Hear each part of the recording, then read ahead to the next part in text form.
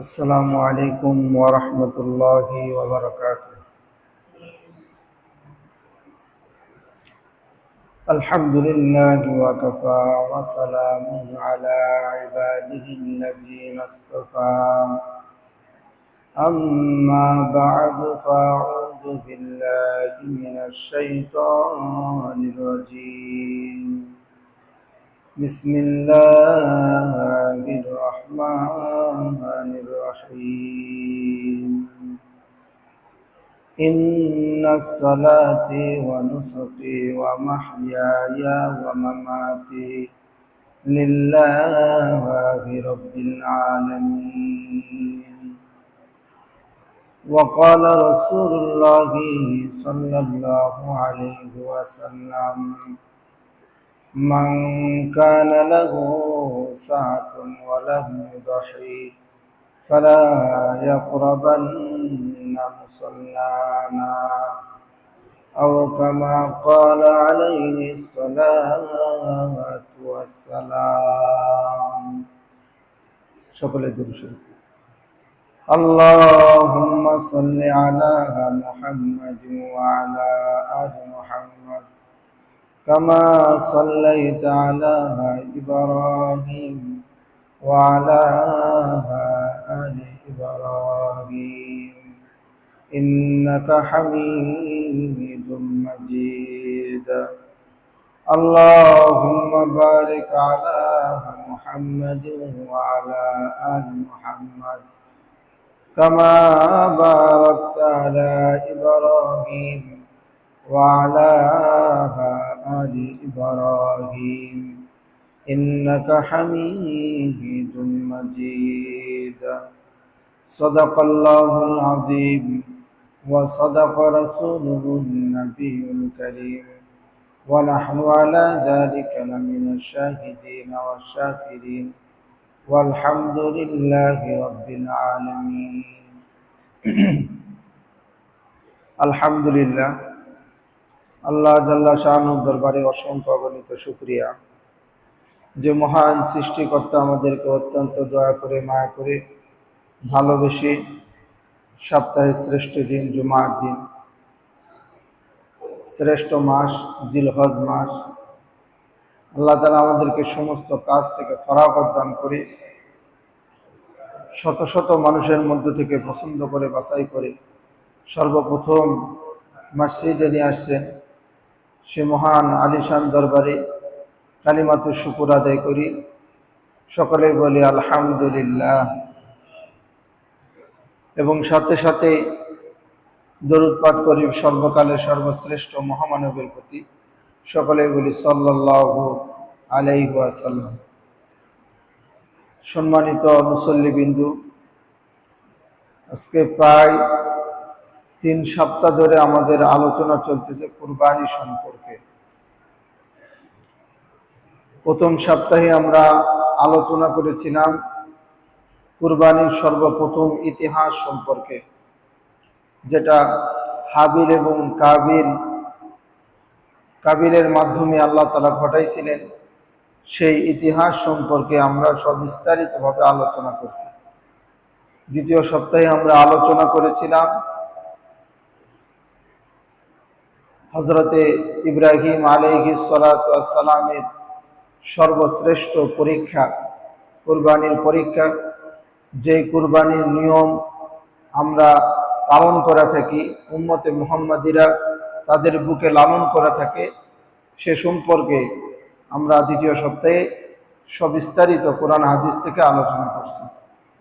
এবং তার পরের সপ্তাহে অর্থাৎ তৃতীয় সপ্তাহে আমরা আলোচনা করেছিলাম জিলহজ মাসের ফজিলত সম্পর্কে এবং কুরবানির ফজিলত সম্পর্কে। আজকে আমরা আলোচনা করব কুরবানির মাসলা মাসাইল সম্পর্কে, যেগুলো আমাদের কুরবানির পশু থেকে নিয়ে, ক্রয় থেকে নিয়ে, বিক্রয় থেকে নিয়ে, পশু জবাই পর্যন্ত, চামড়া পর্যন্ত যেগুলো মাসলা মাসাইল হয়ে থাকে, সেগুলো মাসলা নিয়ে আমরা আলোচনা করব। যারাই বিগত 3 সপ্তাহের শুরু থেকে আলোচনা শুনছে এবং আজকে যদি আলোচনার শুরু থেকে শেষ পর্যন্ত শুনে আমি মনে করি কুরবানি সম্পর্কে তার একটা আংশিক ধারণা চলে আসবে। কারণ আমি যতটুকু আলোচনা করছি ধারাবাহিকভাবে আলোচনা করার চেষ্টা করছি, ধারাবাহিকতা রক্ষা করার চেষ্টা করছি এবং এমনভাবে বলছি যাতে করে সকলের মুখস্থ হয়, সকলের স্মরণ থাকে, সেভাবে বলে বোঝানোর চেষ্টা করছি। তো কাজে আজকে যে মাসলা মাসাইল নিয়ে আলোচনা হবে আমরা মনোযোগ সহকারে শুনব, কারণ এগুলা আমাদের সামনে প্রয়োজন এবং যেগুলো আমরা বুঝবো না আলেম ওলামার শরণাপন্ন হয়ে সেগুলো বোঝার চেষ্টা করব। কারণ কুরবানি আমরা প্রতিদিন দিই না বা প্রতি মাসেও দিই না, বৎসরে একবার দিই। সেটা যদি আল্লাহর হুকুমেই না হয়, আল্লাহ যেভাবে কুরবানি করার জন্য বলছে সেভাবে যদি আমাদের না হয়, তাহলে তো আল্লাহ তাআলার কাছে আমরা ধরা খাবো।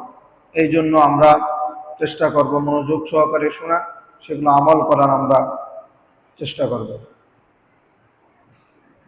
এমনি আল্লাহ তাআলা কোরআন কারীমের মধ্যে বলছেন যে ইন্নাস সালাতি ওয়া নুসুকি ওয়া মাহইয়া ওয়া মামাতি লিল্লাহি রাব্বিল আলামিন।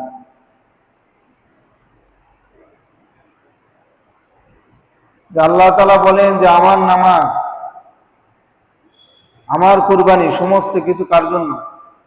আল্লাহ তাআলার জন্য। তো এই জন্য সর্বপ্রথম বলবো যে আমরা আমাদের নিয়তকে পরিশুদ্ধ করার চেষ্টা করব। আমরা কুরবানি করব কাকে রাজি খুশি করার জন্য? আল্লাহ তাআলাকে রাজি খুশি করার জন্য আমরা কুরবানি করব।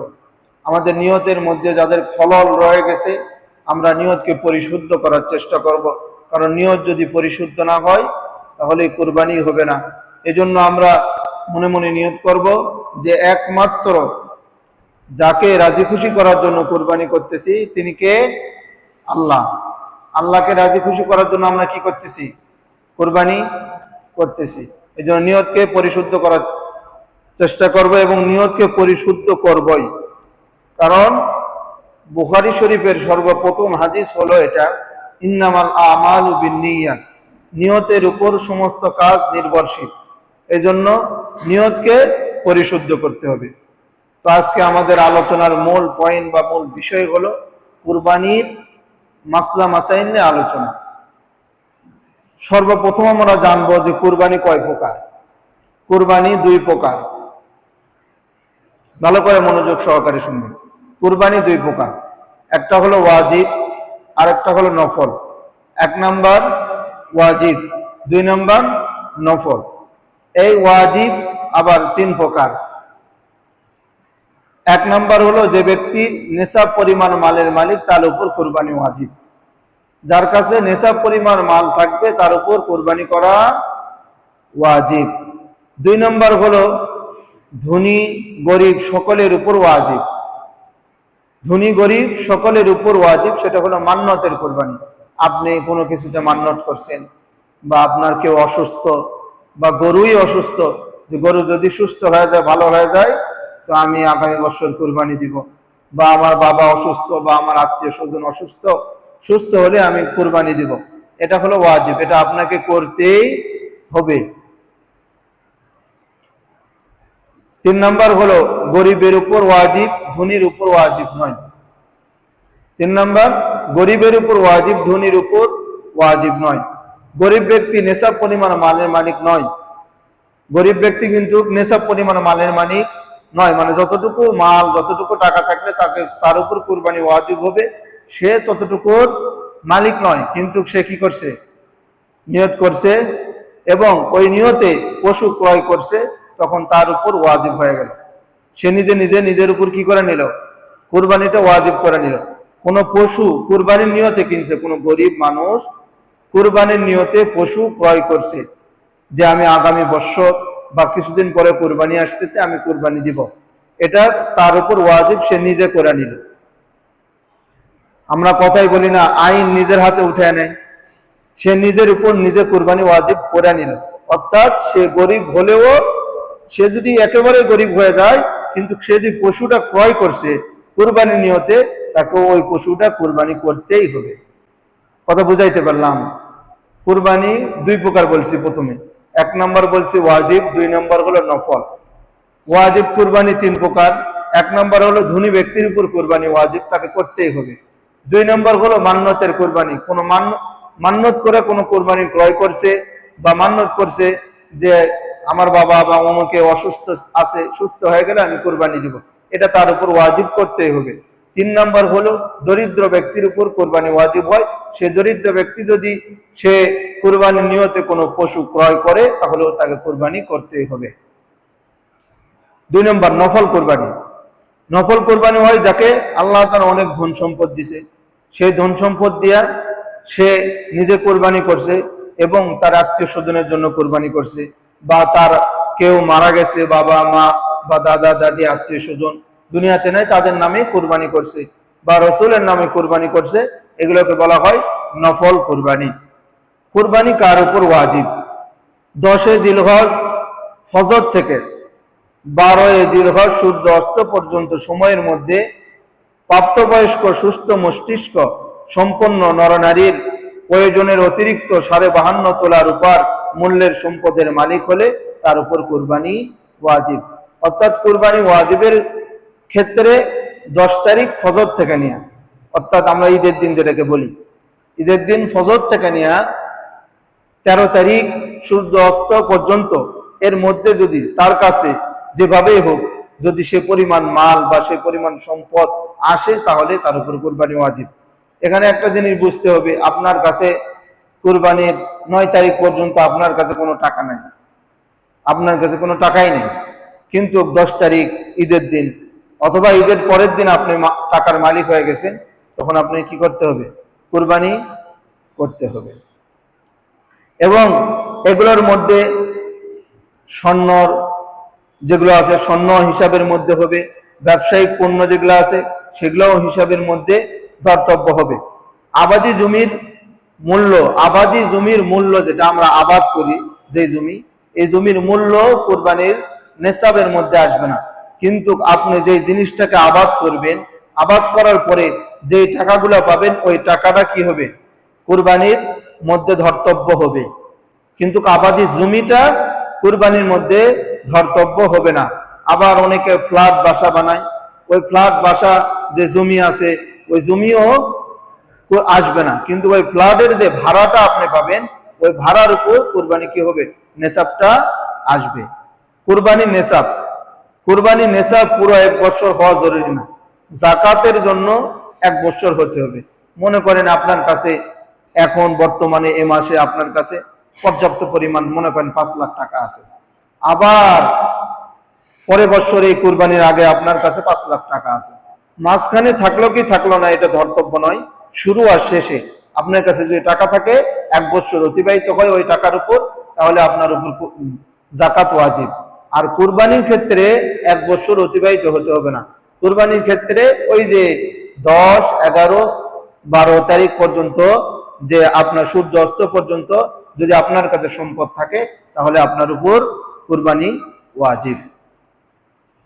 নাবালেগের উপরে কুরবানি ওয়াজিব নয়, নাবালক এবং পাগলের উপর কুরবানি ওয়াজিব নয়। অনেকে মনে করে যে নাবালেগ সন্তান অনেক ক্ষেত্রে সম্পদের মালিক হয়ে যায়, সেক্ষেত্রে মনে করে যে নাবালেগের উপরে কুরবানি ওয়াজিব, কিন্তু মূলত নাবালেগের উপরে কুরবানি ওয়াজিব নয়।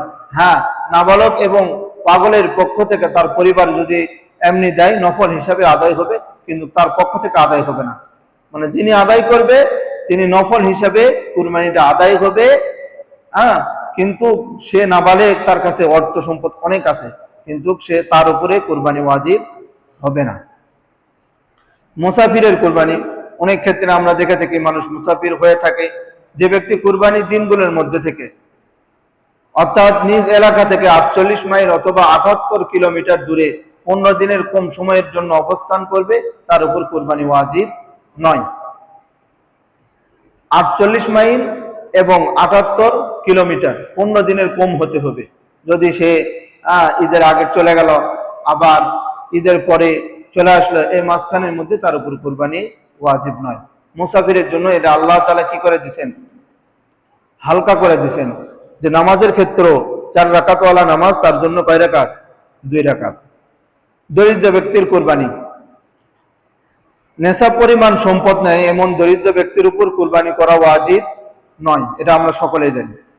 যে নেশাব পরিমাণ সম্পদের মালিক নয় তার উপর কুরবানি ওয়াজিব নয়, কিন্তু সে যদি কুরবানি নিয়তে কোনো পশু ক্রয় করে তাহলে তার উপর কুরবানি ওয়াজিব হয়ে যায়।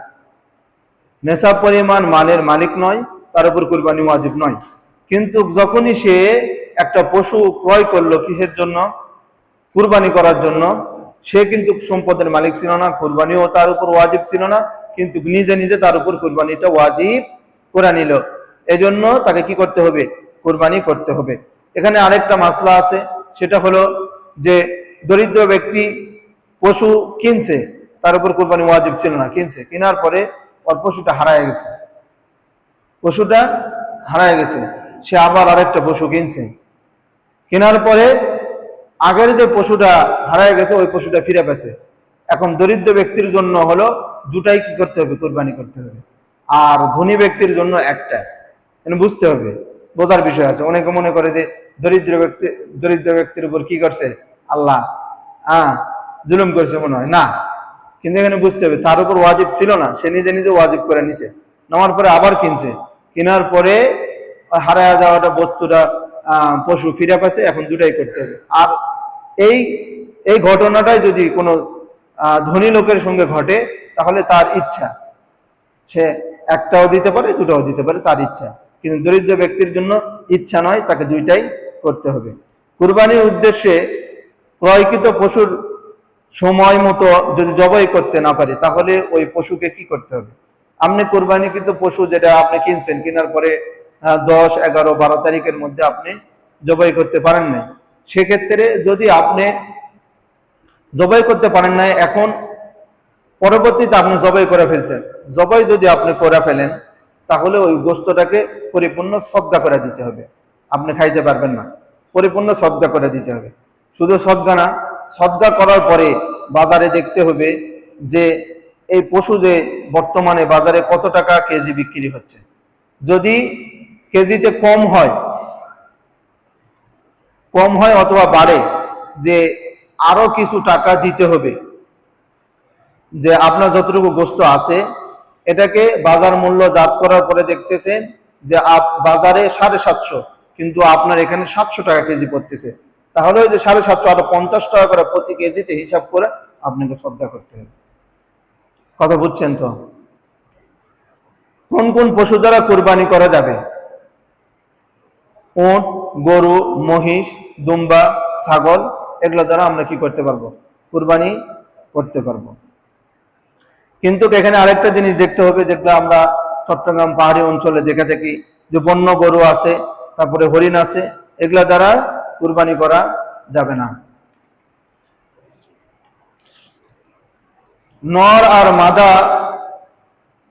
নর আর মাদা পশুর কুরবানি, যেসব পশু কুরবানি করা যায় সেগুলোর মধ্যে নর মাদা দুটাই আছে। আপনি নর দিয়েও কুরবানি করতে পারেন, মাদা দিয়েও কি করতে পারেন? কুরবানি করতে পারেন। ছাগল দিয়েও কুরবানি করতে পারেন, বর্গি দিয়েও কুরবানি করতে পারেন, এতে কোনো সমস্যা নাই। বা আপনি পাঠা দ্বারাও কি করতে পারেন? কুরবানি করতে পারেন, কোনো সমস্যা নাই। কুরবানির পশুর সময়সীমা, বয়স সীমা, উটের জন্য কমপক্ষে 5 বছর হতে হবে, গরুর জন্য 2 বছর, আর ছাগলের জন্য 1 বছর, ছাগলের জন্য 1 বছর। এবং আমরা হাজী সাহেবরা জানে দুম্বা দেখছে, দুম্বা দেখতে অনেক সময় এতটা হৃষ্টপুষ্ট দেখলে মনে হয় যে 1 বছর হয়ে গেছে, তাহলে সেটা দ্বারাও কোরবানি করা যাবে। এখন আমরা বাজারে যাওয়ার পরে যে জিনিসটা খেয়াল করি, সেটা আমরা সর্বপ্রথম দেখি, আমরা দাঁত দেখে আমরা কি করি? নির্ণয় করি এটা কত বছর হয়েছে। কিন্তু শরীয়তের কথা হচ্ছে যে দাঁত নয়, আপনাকে বছর দেখতে হবে যে কয় বছর হয়েছে। কিন্তু দাঁত দেখে আমরা নির্ণয় করি যে 2টা দাঁত উঠলে 2 বছর, একটা দাঁত উঠলে 1 বছর। তো সেক্ষেত্রে অনেক সময় দাঁত ওঠে না, কিন্তু বয়স হয়, কিন্তু দাঁত ওঠে না, সেটা দ্বারা কি হবে? কুরবানি হবে। এখন কুরবানির বয়সের ব্যাপারে আপনি কার কথা নির্ণয় করবেন? কুরবানির বয়সের ব্যাপারে, কারণ যিনি বিক্রয় করতেছে তার কথাতে আপনাকে বিশ্বাস করে নিতে হবে। বলতে তার সঙ্গে কথাবার্তা বলে যদি মনে হয় যে সে সত্য কথা বলতেছে, সে মিথ্যা কথা বলবে না, তাহলে আপনি তার কথা ধর্তব্য করে আপনি পশুর কি করতে পারেন? কিনতে পারেন। শরিকানা কুরবানির মাসাইল, আমি যেগুলো মাসলা মাসাইল বলতেছি সবগুলা বড় বড় কিতাব থেকে, আমি কোনো রেফারেন্স বলতেছি না, বড় বড় কিতাব থেকে বলতেছি। রদ্দুল মুখতার, আলাদুল্লিল মুখতার, এটা হলো কিতাবের মধ্যে থেকে, ফতুয়ার কিতাবের মধ্যে থেকে অন্যতম একটা কিতাব। ফতুয়ায়ে আলমগীর, ফতুয়ায়ে কাজী খান, ফতুয়ায়ে তাতারখানিয়া, মৌসা, এরকম মুহিতুল বুরহানি, ফতহুল কাদির, এগুলো হলো বড় বড় কিতাব। আমি লাস্টে সূত্র বলতেছি না, বললে দেরি হবে, তো এই জন্য বলতেছি না, এগুলো কিতাব থেকে বলতেছি। শরিকানা কুরবানির মাসাইল, একটা পশুতে কয়জন শরিক হতে পারবে এটা আমরা জানি। গরু এবং মহিষ, উটের মধ্যে 7 জন শরিক হতে পারে, আর ছাগল 1 জন। কারণ শরিকের মধ্যে অনেকে বলে থাকে যে 5 জন বেজোর শরিক হতে হবে, জোর শরিক হলে হবে না। এটা হলো ভুল ধারণা। জোর হোক আর বেজোর হোক কোনো সমস্যা নাই, কিন্তু 7-এর উপরে যাওয়া যাবে না। এই শরিকানার মধ্যে আমরা আরেকটা জিনিস খেয়াল রাখবো। আমরা দেখি যে পরিবারে, যৌথ পরিবারের মধ্যে মনে করেন যে কারো 3টা ছেলে আছে, 3 ছেলে মিলে একসঙ্গে টাকা দিয়া কুরবানি করেন। মনে করেন এক ছেলে দিল 5,000, আরেকজন দিল 5,000, আরেকজন দিল 5,000, এই এক ভাগের জন্য দিয়ে তারা কুরবানি করে। কিন্তু এখানে যদি এরকম হয় তাহলে কারো কুরবানি হবে না।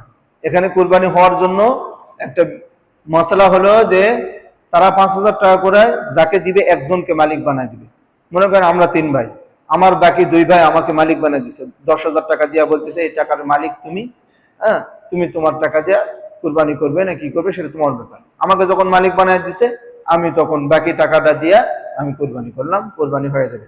কিন্তু যদি এ কথা মালিকটা যদি না বানায় দেয় তাহলে কিন্তু 3 জনের ভাগে, মনে করেন ওই 1 ভাগের গোস্ত নিয়ে আসার পরে কিন্তু ওখানে ভাগ করবে, 3 জন ভাগ করে নিবে। তো 3 জন যখন ভাগ করে নিবে তখন ওখানে 3টা ভাগ হয়ে গেল। এই জন্য আমরা এই জিনিসটা অনেকভাবে আমরা চেষ্টা করব যে অনেক সময় বাবা থাকে সাথে ছেলেরা থাকে, সেই ক্ষেত্রে ছেলেদের করণীয় হলো বাবাকে টাকার মালিক বানিয়ে দেব, বাবা নিজের থেকে কি করুক? কুরবানি করে দিক। এই জন্য একটা আমরা বিশেষ করে স্মরণ রাখবো যে যাতে করে এগুলো আমাদের ভুল না হয়। ভুল হলে আপনি একটা ভুলের কারণে সকলের কুরবানিটা নষ্ট হয়ে যাবে। এই জন্য এদিকে আমরা খেয়াল রাখবো। জোর বেজোর সংখ্যা তো ধর্তব্য নয়, সেটা তো আগেই বললাম। যদি কোনো অংশীদারের গলত নিয়ত থাকে তাহলে সেক্ষেত্রে করণীয় কি? যদি কেউ আল্লাহ তাআলার হুকুম পালনের উদ্দেশ্যে কুরবানি না করে শুধু গোশত খাওয়ার নিয়তে কুরবানি করে, বাকি সবগুলার কুরবানি শেষ। কারো যদি 7 ভাগের মধ্যে একজনের নিয়ত আছে যে কুরবানি গোশত খাওয়ার যদি নিয়ত থাকে, বাকি 6 ভাগ সবগুলো গচ্ছাত গেল। এই জন্য নিয়তকে পরিশুদ্ধ করবো। সর্বপ্রথম কাজ হলো নিয়তকে পরিশুদ্ধ করা, যে আমরা 7 জন যারা কুরবানি করব, এক জায়গায় হয়ে আমরা সকলেই নিয়ত করলাম যে আল্লাহ তাআলাকে রাজি খুশি করার জন্য কুরবানি করব। এই জন্য নিয়তকে, যদি নিয়তের মধ্যে একজনের নিয়তের মধ্যে গলমিল হয়, বাকি 6 জনের কুরবানি কিন্তু হবে না। এই জন্য ভালো করে আমরা এই নিয়তের দিকে স্মরণ রাখবো। আগে নিয়তকে যাচাই করে নিব।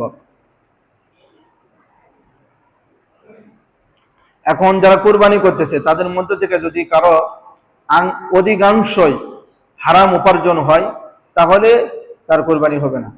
কিন্তু আংশিক যদি হালাল হয়, অধিকাংশ যদি কি হয়?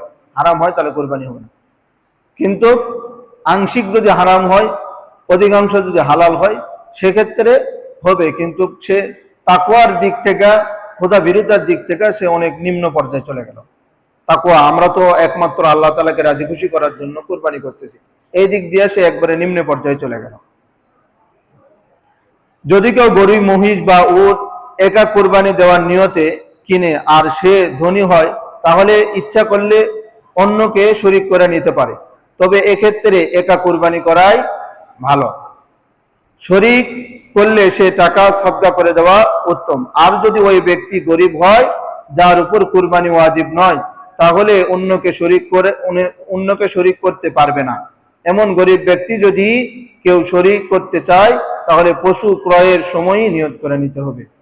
আবার বোঝেন, কেউ ধনী ব্যক্তি পশু ক্রয় করছে, বড় একটা পশু গরু ক্রয় করছে, এরপরে সে কি করতে পারে, অন্যকে শরিক করে নিতে পারে, কিন্তু তার জন্য উত্তম হলো ওই টাকাগুলো সদকা করে দেওয়া। আর যদি দরিদ্র ব্যক্তি একটা বড় পশু ক্রয় করছে নিজে কুরবানি করার জন্য, সে কি করতে পারবে না, ভাগ নিতে পারবে না। কারণ একটা জিনিস আপনি বারবার বুঝতে হবে যে দরিদ্র ব্যক্তির উপর কুরবানি ওয়াজিব নয়, সে নিজে নিজে ওয়াজিব করে নিতেছে, এই জন্য তার উপরে এত মাসলা আসতেছে। কিন্তু ধনী ব্যক্তি, তার উপর কুরবানি ওয়াজিব, তাকে করতেই হবে, না করলে রাসূল বলছে যে তুমি ঈদগাহে নামাজ পড়ার জন্য যাও না। রাসূল এত বড় সতর্কতা করছে তাকে, তো এই জন্য তাকে করতেই হবে। কিন্তু দরিদ্র ব্যক্তি তো করতেই হবে না, না করলে কোনো সমস্যা নেই, কিন্তু সে নিজে নিজে যে ওয়াজিব করে নিতেছে এই জন্য। কোন শরিক যদি মৃত্যুবরণ করে তাহলে তার জন্য করণীয় কি? আল্লাহর কাছে দোয়া করি আল্লাহ সবাইকে জীবিত রাখুক, যারা কুরবানি করবে সবাইকে আল্লাহ হায়াত দিক। কিন্তু এগুলা বিষয়ে মাসলা আছে, সেগুলো তো আমাদের জানা প্রয়োজন।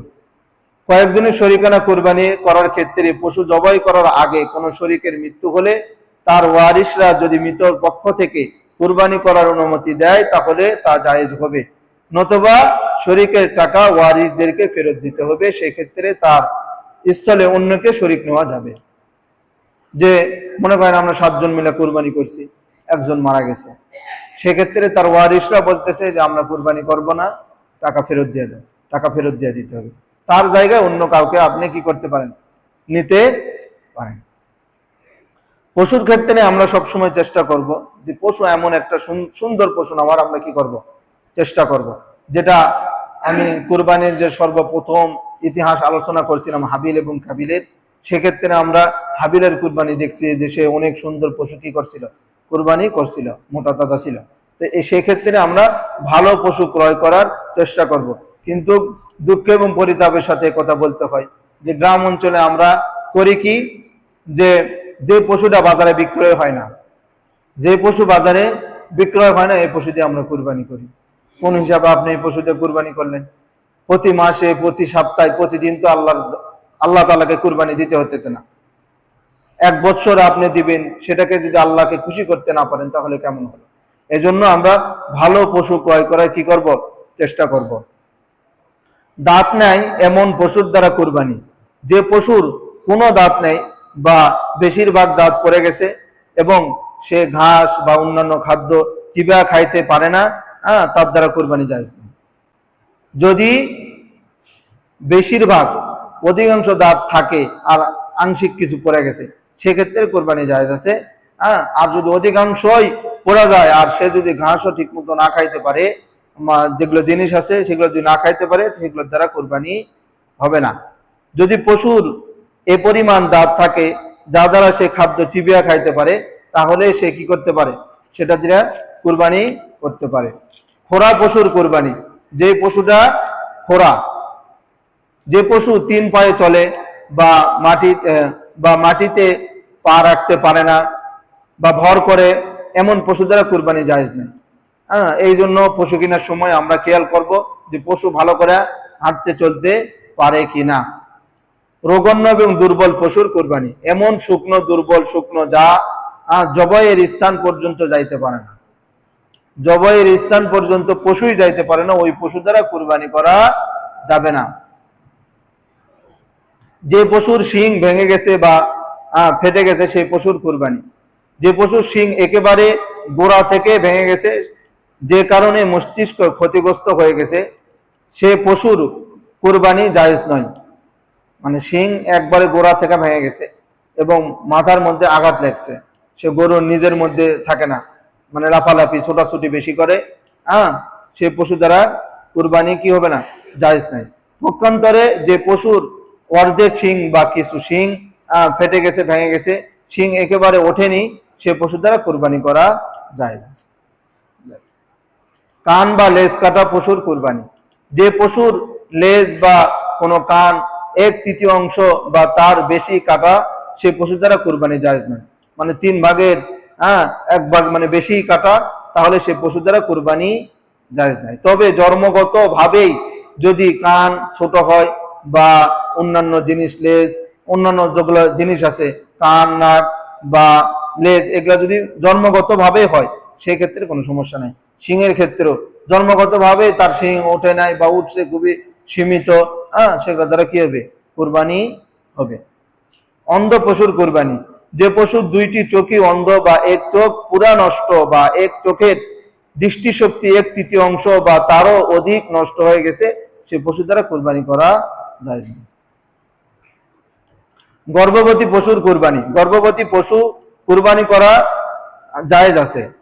জবাইয়ের পর যদি বাচ্চা জীবিত পাওয়া যায় তাহলে সেটাও জবাই করতে পারবে, না হয় জীবিত সদকা করে দিতে হবে। তবে প্রসবের সময় নিকটবর্তী হলে সেই পশু দ্বারা কুরবানি করা ঠিক নয়।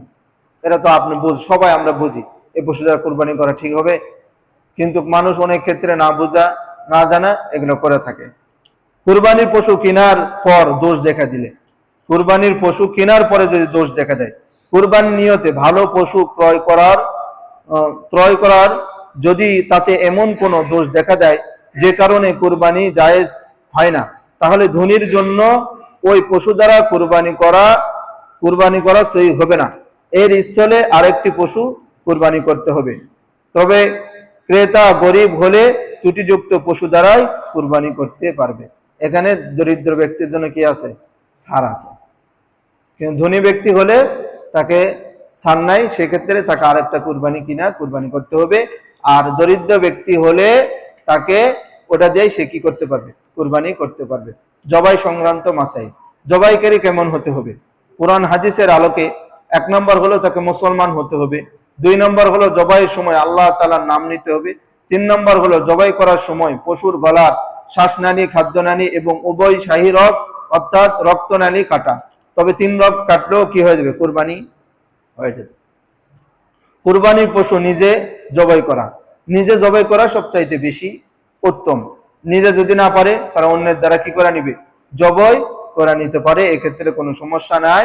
কিন্তু জবাইকারীকে তার মূল্য দিতে হবে, কারণ জবাই নিজে করাই উত্তম। আপনি নিজেই করবেন। যদি নিজে না পারেন তাহলে অন্যের দ্বারা যদি আপনি কুরবানি করে নেন তাহলে এটা তো হলো তার হক, আর সেটা সে পাওনা, সেটা দিয়ে দিবেন। জবাইয়ের সময় পশু শোয়ানোর নিয়ম, জবাইয়ের সময় পশুর মাথা দক্ষিণ দিকে করবে এবং সিনা কেবলামুখী করে জবাই করাই সবচাইতে উত্তম। ধারালো অস্ত্র দ্বারা কুরবানি করা উত্তম। আমরা বছরে কুরবানি করি একবার, কিন্তু এর কাছে চাকু নেওয়ার জন্য দৌড়াদৌড়ি করি। এই জন্য আমরা খেয়াল করব নিজেরাই এত মানে ভালো ধারালো অস্ত্র বানাবো যাতে করে পশুর কোনো রকমের কোনো কষ্ট না হয়। পশু জবাই করার সময় ভালো করে খেয়াল করেন, পশু জবাই করার সময় একাধিক ব্যক্তি শরীক হলে, জবাই করার সময় একাধিক ব্যক্তি শরীক হয়েছে, অনেক সময় জবাইকারী জবাই সম্পন্ন হয় না, তখন আবার অন্যজন আসে, কসাই বা অন্য কেউ। আপনি মনে করেন আমি জবাই করতেছি, জবাই করতে করতে অর্ধেক করছি, করার পরে আমি বিসমিল্লাহ বলে শুরু করছি, এখন আবার কসাই আসে কি করতেছে, ওখানে আবার জবাই করতেছে। আমি তো বিসমিল্লাহ বলছি, কসাইকেও বিসমিল্লাহ বলতে হবে। কসাই যদি না বলে তাহলে কুরবানি সহি হবে না।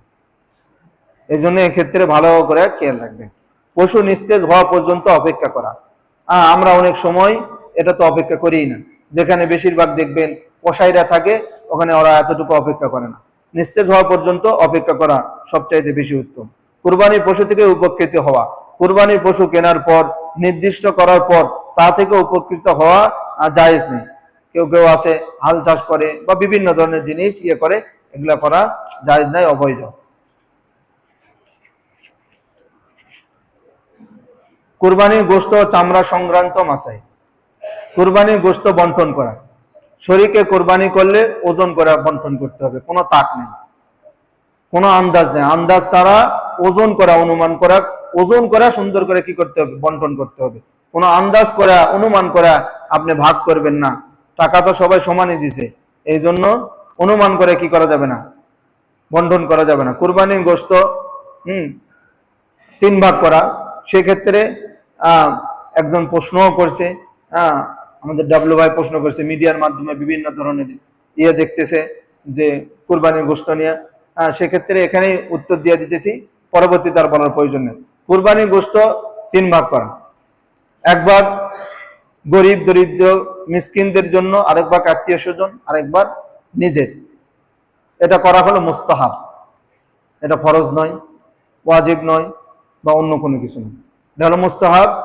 দরিদ্র ব্যক্তির জন্য 1 ভাগ, আত্মীয় স্বজনের জন্য 1 ভাগ, এবং নিজের জন্য 1 ভাগ। এটা হলো মুস্তাহাব। আর কারো পরিবারের সদস্য যদি বেশি হয়, সংখ্যা যদি বেশি হয়, তাহলে সেক্ষেত্রে সে নিজেই রেখা দিতে পারে, খাইতে পারে। কিন্তু আমরা এখানে একটা জিনিস খেয়াল করব, যে কিছু মানুষ আছে আপনার দুয়ারে যে হাত পাততে পারে, আপনাকে গিয়ে বলতে পারে যে আমাকে গোশত দেন, যে আমরা ঈদের দিনে যেগুলো দেখে থাকি। কিন্তু এমনও পরিবার আছে ঘরের মধ্যে মানে অদর জোড়ায় চোখের পানি ফেলায়, যে আজকে বৎসরের দিন যদি আজকে কিছু গোশত খাইতে পারতাম। তারা যাইতে পারে না। কিন্তু অনেকে আমাদের যারা ধনী ব্যক্তি আছে তাদের দিকে তাকায় থাকে। এই জন্য আমরা সর্বক্ষণই চেষ্টা করব, যারা দরিদ্র ব্যক্তি আছে তারাও চিন্তা করে যে বছরে একবার কুরবানি হয়, আমরা তো কুরবানির গোশত কিনা খাইতে পারি না, যারা ধনী আছে তারা আমাদেরকে দিবে। সেক্ষেত্রে ধনীদেরকে আমরা সব সময় প্রাধান্য দিব। ধনীরা গরিবদেরকে আমরা প্রাধান্য দেওয়ার কি করব, চেষ্টা করব। কারণ এগুলা মাসলা অনেক বিতর্কিত আছে, কিন্তু বিতর্কিত আমার কথা হচ্ছে যে আপনি এবছর আল্লাহ তাআলা আপনাকে কুরবানি দেওয়াচ্ছে, আগামী বছর ওই আল্লাহ তাআলাই আপনাকে মানুষের দুয়ারে হাত পাতাইতে পারে, পারে কি পারে না? এজন্য আমরা দরিদ্রের দিকে খেয়াল রাখবো ভাই। তারা দরিদ্র ব্যক্তিরা অনেকের সঙ্গে কথা বলে দেখছি, অনেকেই বলে যে আমরা বছরে গোশত কিনা খাইতে পারি না, দাম বেশি। তো সেক্ষেত্রে আমরা যদি তাদেরকে না দিই, তারা কোথায় যাবে? আবার শুধু ওই দরিদ্র দেখবেন, আবার কিছু দরিদ্র আছে আপনার কাছে হাত পাতবে না, তাদের কাছে নিজে নিজে পৌঁছে দিব। এটার দ্বারা আল্লাহ তাআলা আপনাকে বেশি সওয়াব দিবে। ইনশাআল্লাহ আমরা করার চেষ্টা করব। কুরবানির গোশত দিয়ে খানা শুরু করা, ঈদের দিন শুরু করা, এটা হলো একটা সুন্নত আমল। সেক্ষেত্রে আপনি একেবারে শরীর চলতেছে না এদিকে খেয়াল করবেন না। আপনি কাজ করতে করতে এমন অবস্থা, মাথা ঘুরে পড়ে দেবেন আপনি, অথচ আপনি মনে করতেছেন যে আমি ওই গোশত দিয়ে খানা খাবো না। আগে নিজের শরীরের দিকে দেখবেন। কুরবানির পশু হাড় বিক্রয় করা, এগুলা বিক্রয় করা যাবে না। কুরবানির পশুর হাড় যা কিছু আছে এগুলা টোকাইরা করতে পারে, কিন্তু আপনি যে কুরবানি করছেন, কুরবানি করার পরে এগুলা আপনি পারবেন না, সে কুড়াইয়া নিয়ে আসা এগুলা করতে পারে। কিন্তু আমরা যারা কুরবানি করবে তারা এগুলা করতে পারবে না। ঠিক ওই একই হুকুম চর্বি গোশত এগুলা বিক্রয় করা যাবে না। আপনি কুরবানি করতেছেন, চর্বি গোশত এগুলা বিক্রি করবেন, এগুলো বিক্রয় করা যাবে না। চামড়ার ক্ষেত্রে, চামড়া যদি আপনি ভালো করে দাবাগত করে আপনি নিজে ব্যবহার করতে পারেন, কোনো সমস্যা নেই। চামড়া আপনি নিজে ব্যবহার করতে পারেন। নিজে যদি ব্যবহার না করেন, সেক্ষেত্রে চামড়া যদি আপনি বিক্রয় করেন, তাহলে ওই টাকা সদকা করে দিতে হবে, গরিব দরিদ্র মানুষকে সদকা করে দিতে হবে। সেক্ষেত্রে আমরা বেশিরভাগ দিয়ে থাকি হলো মাদ্রাসাগুলোতে আমরা কি করে দিই, এই চামড়াগুলা দিয়ে থাকি। এই জন্য আমরা মাদ্রাসাতেই দিয়ে দিব, এটাও ভালো হবে। আর যদি বিক্রয় করেন, সেক্ষেত্রে দরিদ্র ব্যক্তিকে দিয়ে দিবেন। এখন আসেন তাকবীরে তাশরিকের। তাকবীরে তাশরিকের একটা ইতিহাস আছে, কিন্তু এটা বলার আর সময় নেই, সময় অনেক হয়ে গেছে। তো তাকবীরে তাশরিকের মাসাইল হলো যে প্রত্যেক মুসলমানের জন্য 9 তারিখ ফজর থেকে নিয়ে 13 তারিখ আসর পর্যন্ত মোট 23 ওয়াক্ত প্রত্যেক ফরজ নামাজের পরে একবার করে পড়তে হবে। এখন অনেকেই বলে যে 3 বার, না, 3 বার বলা সুন্নতের খেলাফ। একবার উচ্চস্বরে প্রত্যেক ফরজ নামাজের পরে, অর্থাৎ আপনার এই মোট 23 ওয়াক্ত হচ্ছে 9 তারিখ ফজর থেকে নিয়ে 13 তারিখ আসর পর্যন্ত ফরজ নামাজের পরে আপনি পড়বেন। এখন যদি মাসবুক ব্যক্তি হয়, আপনি ইমামের সঙ্গে আসা 2 রাকাত নামাজ পাইলেন না, পরে পরে নামাজ শেষ করে আপনি কি করবেন, পড়ে নেবেন। আপনি যদি এটা ইচ্ছাকৃত তরক করেন, তাহলে এটা কবিরা গুনাহ হবে। এটা আল্লাহর কাছে এমনি যদি মাফ চান, আল্লাহ আমি তাকবীর পড়িনি, আমাকে মাফ করে দাও, আল্লাহ মাফ করবে না, কারণ এটা হলো ওয়াজিব। সেক্ষেত্রে আপনাকে তাওবা করে আল্লাহর কাছে কি করতে হবে, মাফ চাইতে হবে। কিন্তু তাকবীরে তাশরিকের কোনো কাজা নাই, আপনি পড়তে পারেন নাই, এটার কোনো কাজা নাই। আবার আপনার পূর্বের নামাজ যদি এই তাকবীরে তাশরিকের মধ্যে পড়া থাকেন, সেক্ষেত্রে আপনার তাকবীরে তাশরিক কি করতে হবে না, পড়তে হবে না। ঈদগাহে যাওয়ার সময় আমরা উচ্চ স্বরে তাকবীরে তাশরিক আমরা পড়তে পড়তে কি করব, ঈদগাহের দিকে যাব। ঈদুল আজহার দিকে মাঠে যাওয়ার সময় আমরা উচ্চ স্বরে তাকবীর পড়তে পড়তে কোথায় যাব? মাঠে যাব। কিন্তু আর ঈদুল ফিতরের সময় নিম্ন স্বরে কি করব? তাকবীর পড়ব। আশা করি ঈদের নামাজে যে কেউ মাসবুক হয় না। হয় কি? ঈদের নামাজে মাসবুক ব্যক্তি হয়? যে অনেকে নামাজ 2-1 রাকাত পায় না, এরকম হয়? তাহলে আর 1 মিনিটের মধ্যে একটু মাসলাটা ক্লিয়ার করি। 1 নম্বর হলো, যদি কেউ প্রথমে কেরাতের পরে আসা উপস্থিত হয়, মনে করেন ঈদের নামাজের সময় তাকবীর তো 3টা আগে হয়ে যায়, কেরাতের পরে আসা উপস্থিত হলে সে সাথে সাথেই 3টা তাকবীর দেয়া নিবে। 2 নম্বর হলো, প্রথম রাকাতে রুকুতে শরীক হলে। প্রথম রাকাতে কোথায় শরীক হয়েছে? রুকুতে শরীক হয়েছে। সেই রুকুতে গিয়েই 3টা তাকবীর বলবে। যদি না বলে তারপরেও হবে, কিন্তু রুকুতে গিয়ে কি করবে? 3টা তাকবীর বলবে। 3 নম্বর হলো, 1 রাকাত যদি না পায় তাহলে সে কিভাবে নামাজ পড়বে? কেরাতের আগে অথবা পরে সে তাকবীর বলবে। কেরাতের মানে 1 রাকাত পায় নাই, সে 2য় রাকাত যখন পড়বে, কেরাতের আগে অথবা পরে সে অতিরিক্ত তার 3টা তাকবীর বাকি আছে না, ওই 3টা তাকবীর পড়বে। 4 নম্বর হলো, 2য় রাকাতে রুকুর পরে শরীক হলে ওই যে আমরা যেভাবে নামাজ পড়ি সে ঠিক সেইভাবেই কি করবে? তাকবীরগুলা দেয়া নিবে। কিন্তু এটা দুঃখ এবং পরিতাপের বিষয় যে ঈদের দিনে মাসবুক ব্যক্তি হওয়া। আমরা সচরাচর দেখে থাকি হিন্দুদের অনুষ্ঠান, ওরা 12 মাসে 12 পূজা করে, কিন্তু সবাই সামনে উপস্থিত। আর আমরা বছরে 2টা ঈদ পালন করি, তাও আমরা পিছনে পড়ে দিই। এই জন্য এগুলো আমরা খেয়াল রাখবো। বাকি যেগুলো মাসলা মাসাইল আমরা বুঝবো না, যারা আলেমুলামা আছে আপনাদের এখানে, তাদের থেকে আমরা জানা নিব ইনশাআল্লাহ। আর সর্বপরিশেষে বলি যে আমরা নিয়তকে পরিশুদ্ধ করার চেষ্টা করব ইনশাআল্লাহ। যা বললাম, আল্লাহ তাআলা আমাকে বুঝে আমল করার তৌফিক দান করুক, আপনাদের যারা সুন্নাত পড়ি